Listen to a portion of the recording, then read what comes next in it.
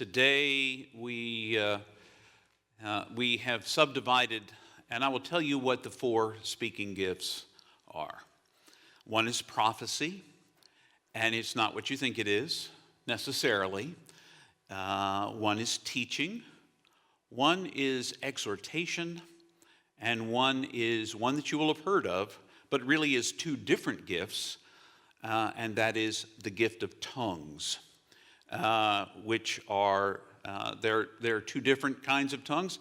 I will talk about them in a moment. So the speaking gifts are obviously gifts that are meant to be edified to help us grow together. Teaching helps to illuminate and make things clear, at least we hope so. Prophecy is really truth-telling. Prophecy, now, if you read the prophets carefully, they're less about predicting the future. We've always thought prophecy is like, this is what's going to happen next week. And in a way it is, but prophets have a consequential way of speaking. It's about the consequences. Get your life together now, or this may happen to you. That's exactly what Jonah goes to do when he goes to Nineveh. An easy story to remember. Maybe you don't remember the story. It's the story of a man. God calls to him. His name is Jonah and says, hey, I want you to go to Nineveh and preach because those people are way off track and I'm going to destroy them unless they get back on track. And so Jonah doesn't want to go preach to the Ninevites. He doesn't like the Ninevites. See, they're not Israelites. He wants to preach to Israelites, not to Ninevites. So he gets on a ship and thinks he's going to escape. A storm comes because we can't escape from God. He gets thrown, swallowed by a fish, a big fish. We've always said Jonah and the whale. It's probably not a whale, but we don't know what. And then he gets spit up again. Finally, he comes to terms. It's obviously a supernatural kind of experience because he lives in the fish for several days. And he comes to terms with, okay, fine, I will go to Nineveh. And the fish spits him out on the beach, and he goes to Nineveh. And he tells everybody, you better get your lives together, or there are going to be dire consequences. You need to get yourself together now, get back on track, stop treating each other poorly, all the misbehavior you've got going on, the ways that you treat the poor and sojourners among you, not okay, get your life together. And Jonah is really ticked off because the people changed their ways. They changed their ways. They realize Jonah is telling the truth, and they do something about it. Jonah goes outside the city, sits under a gourd, and is, mad at God. And why is he mad at God? Mad at God because the gourd dies. And I knew you would forgive those people. I knew you were merciful. This ticks me off. So Jonah's not a particularly great and wonderful prophet, except that he does what God asked him to do, and it changes people's lives. That's what prophecy does. When somebody speaks truth to power, and people's lives are turned around because the truth is spoken. There is a prediction piece of it, but it's like the consequences of not paying attention to this are not good. We need to pay attention. Do something about it now. That's prophecy. So we have teaching, we have prophecy. Then I mentioned to you exhortation. For the longest time, every time I took a spiritual gifts test, this was my top gift. Exhortation is really encouragement. I like to call it spiritual cheerleading. You can do it. Yes, you can, no matter what. Yes, go out there, face the world. Woo! Ready, okay. And get my pom-poms out. Tell you can do it. Encouragement is really what the bottom line of that one is. To encourage you to believe it is possible for you to live into your gifts. That you are indeed infinitely precious and unconditionally loved for the gift you are. You really are. Really, really are a gift. Now the final one, that one is often called tongues. There are two, and they're going to be the primary focus of the two scripture lessons I'm going to read to you today. One is the second half of what I read to you on Pentecost. We read verses 1 through 4. I'm going to read 5 through 8. And you're going to see what happens when the Spirit of God fell upon them. And then we're going to read the chapter. We're going to read 4 verses from the chapter that comes after the love chapter. So it's in 1 Corinthians 14. So let me first read to you from Acts chapter 2, and I am reading to you verses 5 through 8. Remember, the Spirit of God has fallen on them. They're tongues of fire. There's a wind blowing. It's very exciting. There were pious Jews from every nation under heaven living in Jerusalem. When they heard this sound, a crowd gathered. They were mystified because everyone heard them speaking in their native tongue. They were surprised and amazed, saying, "Look, aren't all the people who are speaking Galileans, every single one of them? How then can each of us hear them speaking in our native language?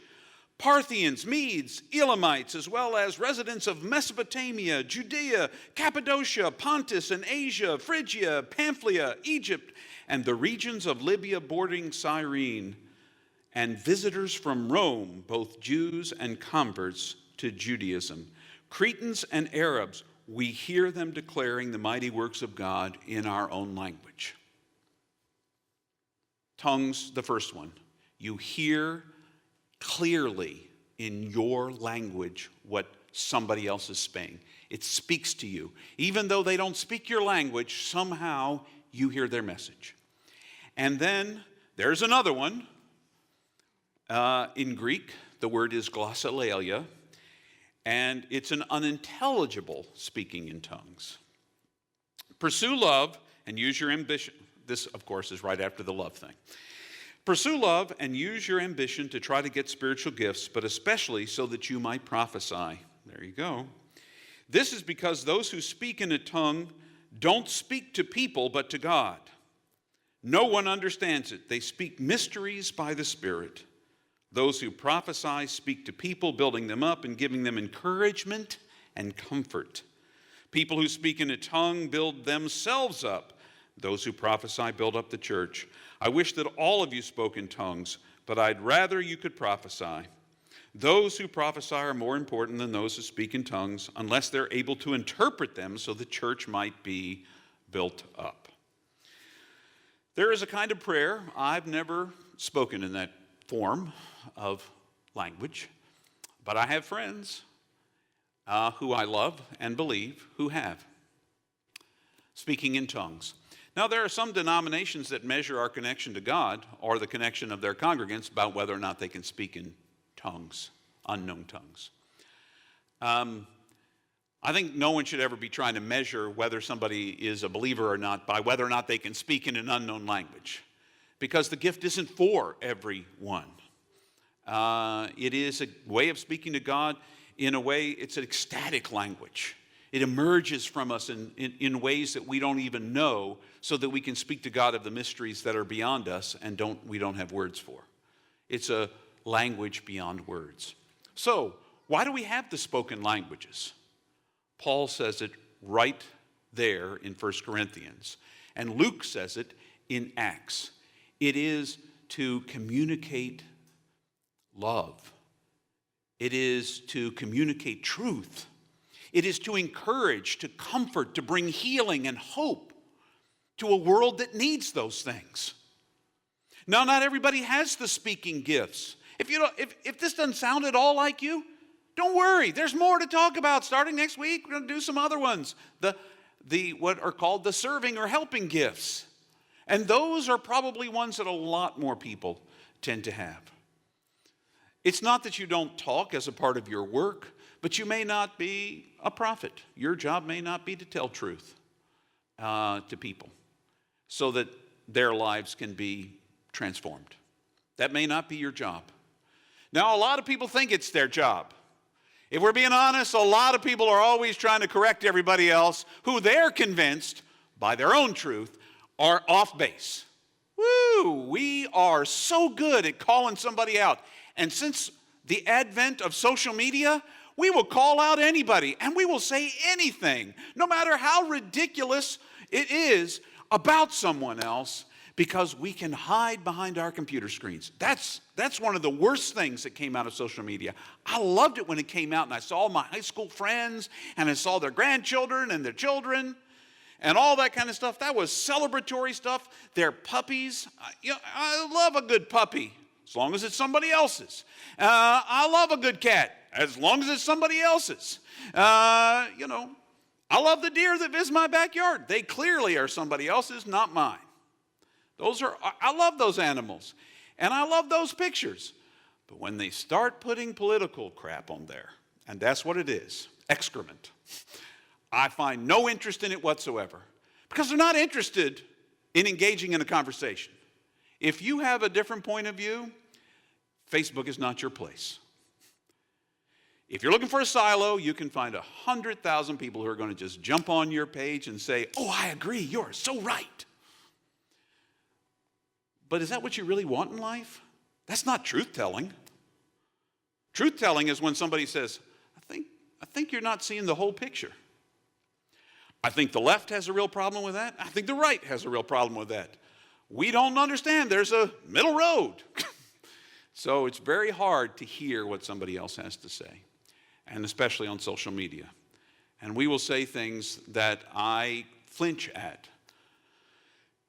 I had to silence myself multiple times yesterday, which is to say, I looked on Facebook. I was looking for puppies. I was looking for families. And instead, I found all sorts of things, because some major things happened this week in our country and around the world, and everybody had something to say about it. And it was a political point of view. And it's their truth, and they're welcome to share it. But they're not interested in my sharing my truth, because it will become an argument. So truth-telling is not for social media. It is for engagement with other human beings. Because let me tell you what, if I try to tell you what I think is the truth on a Sunday morning and you disagree with me, every single one of you, maybe not all of you, but many of you in this room, and when there were more in-person folks, they will email me, they will walk up to me after church and say, "James, that is just not the truth, brother." And I'll say, "Come on, let me know why you think that wasn't true. Why what I said wasn't true." And we have a conversation about it. I'm unoffended if you don't agree with me, but we can do that in a conversational way. That's why this is not a bully space for me. I don't try to drive home. For the most part, every once in a while I drop the ball and I make mistakes. But for the most part, I don't want you to think the same things politically that I do. That's not my job here. That is not my work. My work is to help you see what a gift you are and how you can live love in the gifts you've been given. That's the whole purpose of this preachy gig that I have. Because it's a one-sided gig in some ways. Sure, you can come back at me after I've finished in worship, but it's not a conversation. It can be afterwards. So I try to be careful that whatever truth I speak from here, the biblical truth that I attempt to preach from this space, be the truth as the Bible and as Spirit speaks through the Bible to us. I'm not always right. I do my best to reflect that to you. And sometimes my mirror's a little smudged. So it needs a little polishing. But I suspect your mirror is occasionally a little smudged too. So just be careful about this prophetic gift. It's meant to build up the congregation, to call us out when we've really gone off base. I have a really good friend who is also my district superintendent, but will soon not be my district superintendent because she's being sent somewhere else. And if you don't know what a district superintendent is, it's essentially my supervisor. It's a mid-level manager person between the bishop and me, and the bishop in every church. And Sarah has the gift of prophecy. And part of what it was before she became a district superintendent is she was a leadership consultant in the United Methodist Church. And she would go to local churches and sit with the congregation and listen to the ministries they did and try to figure out, are these really about building a nice club where we like each other and hang out with one another? That's a great thing. But the church isn't a club. Are you really proclaiming love to the rest of the world? Now, let me just tell you, I have heard, not only from Sarah, but from a number of people who were part of that ministry, that not all churches wanted to hear the truth about the fact that they had just become a nice club that patted each other on the back and hung out together, but had forgotten their whole job is to love the world, not just each other. Not everyone wants to hear that. It's an uncomfortable message. And so it's hard work, the prophetic gift. Now, the encourager gift, that is just easy as pie. Maybe that's why it's my gift, because I like easy. I like really easy, because I just walk up to people, you can do this. I believe in you. And I do. It comes naturally. It just flows from me. It is the truth I see in every living human being. Every one of you, online and in person, have the gifts to do to play the note, to be the note that God is playing on this beautiful reed flute we call the world. You have all that it takes to be the note.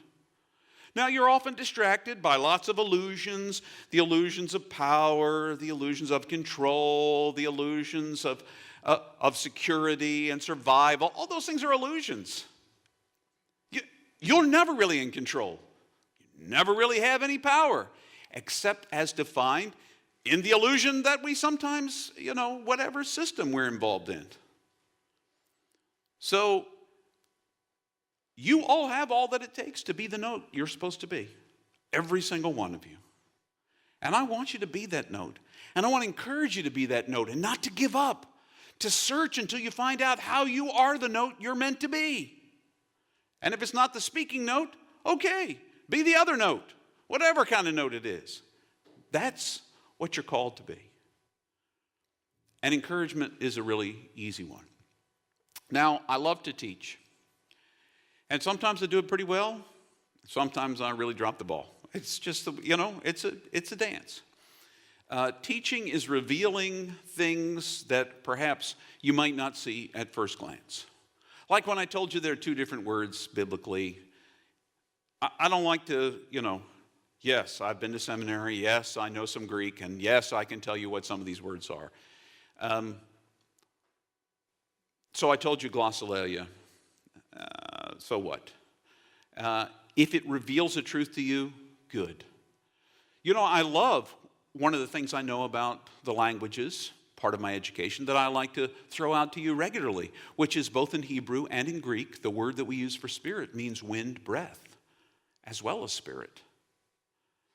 So when God is blowing into the reed flute that is the world, God's breath being blown into you, God's spirit being blown into the world, that's a beautiful image.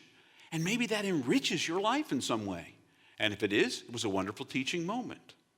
When I tell you some of the circumstances under which Jesus lived, that's a good teaching moment if it helps you. If it helps you apply it to your life. If it's just to prove I know something, it's kind of empty. So teaching has a purpose to help you understand more deeply what the truth is. And there are lots of people who are gifted teachers in the world. And they don't all teach in the church. My daughter has the gift of teaching. But she found she couldn't afford to live as a teacher. And so she's taken a different job. But her gift is still teaching.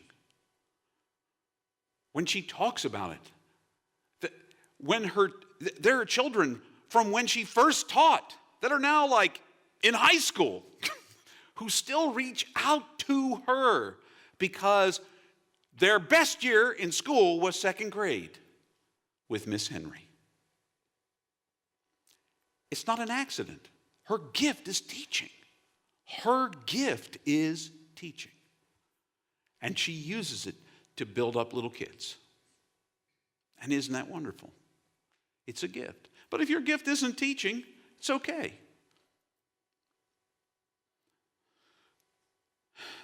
Those are all the gifts that involve speaking.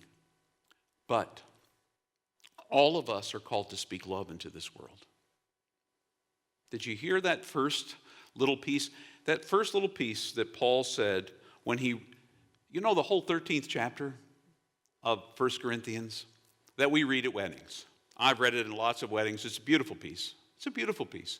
We often just read verses 4 through 7. Love is patient, love is kind. It isn't jealous, it doesn't boast. It isn't, arrogant, rude, prideful. It doesn't demand its own way. It doesn't keep a list of offenses. It isn't happy with injustice, but is happy with the truth. Love bears all things, believes all things, hopes all things, endures all things. Love never fails. That's beautiful stuff. That's beautiful stuff. It's really about God. And the first piece of that chapter is really about, you can have all the other gifts, but if you don't have love, it's empty. You can speak in those wonderful languages, but if you don't have love, you're just a clanging cymbal, just making a lot of noise. You might have the gift of prophecy. You might have so much faith that you can move mountains. But if you don't have love, you're nothing. You might become a martyr. That's one of the gifts too. We'll get to that a bit later. But you might be a witness. You might hand over your own body. But if you don't have love, it's empty. It's an empty gesture. It's an empty gesture. In the end, every one of these gifts, Paul even starts the chapter about speaking in tongues when he says this. And he says, pursue love and use your ambition to try to get spiritual gifts. Pursue love. Now, I think Paul has a nice idea that we should pursue love, but the bottom line is you don't have to go anywhere. You already are loved. You already have it. You're not going to go down the street. I'm going to run down the street looking for love. And, I'm probably looking in all the wrong places. But I'm pursuing love. What I really need to do is be open to love because it comes to me everywhere I am. The measure of all the gifts we're going to talk about in the next weeks is that they be about love. If you teach, be sure you're teaching about love. If you preach, be sure you're preaching about love. If you exhort, be sure you exhort out of love. And if you speak languages that everyone understands or that only God understands, be sure that while you do it is about love. Because in the end, everything is about love. I read this wonderful meme yesterday. And this is where before I give you assignments, this is probably where I end. This wonderful meme yesterday.